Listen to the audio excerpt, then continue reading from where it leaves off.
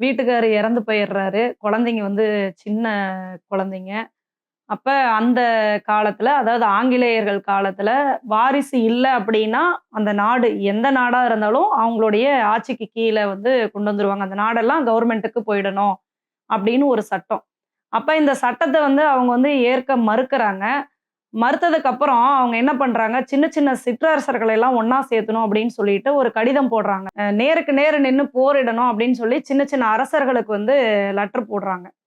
அப்ப ராணி அம்மாவுக்கு வந்து ஆங்கிலேயர்கள் அதாவது அந்த பிரிட்டிஷ்காரங்க என்ன சொல்றாங்க, நீங்கலாம் வந்து நாட்ட குடுத்துட்டீங்க அப்படின்னா, நீங்க ராணியோட வாழ்க்கை வாழலாம். இல்லைன்னா நீங்க வந்து சிறையில போய் இருக்க வேண்டிய சூழல் வந்துரும் அப்படின்னு சொல்லிட்டு அவங்க சொல்றாங்க.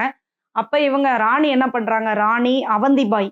அவங்க என்ன சொல்றாங்க, எல்லா சிற்றரசர்கள் எல்லாம் ஒண்ணா சேர்த்து, அந்த கடிதத்துல ஒரு விஷயம் எழுதுறாங்க. நீங்க எல்லாம் ஒண்ணா சேர்ந்து போயி நம்ம அவங்கள எதிர்த்து போரிடலாமா? இல்ல நீங்க எல்லாம் வீட்லயே இருந்துட்டு, வளையல் போட்டுட்டு வீட்லயே உட்கார்ந்துக்கிறீங்களா? அப்படின்னு கடிதத்துல எழுதி அனுப்புறாங்க. அப்ப எல்லாரும் இந்த வாசகத்த பார்த்துட்டு, எல்லாரும் சேர்ந்து ஒரு என்ன சொல்றது, ஒரு தீப்பந்தம் நெஞ்சில எரியிற மாரி எல்லாரும் சேர்ந்து ஒண்ணா சேர்ந்து வீரர்களை அவங்களுக்கு அனுப்பி உதவி செய்றாங்க. 4000 அதாவது ஆயிரக்கணக்கான வீரர்கள ஒண்ணா சேர்த்தி, அவங்க கூட போய் போரிட்டு ஜெயிச்சிடுறாங்க.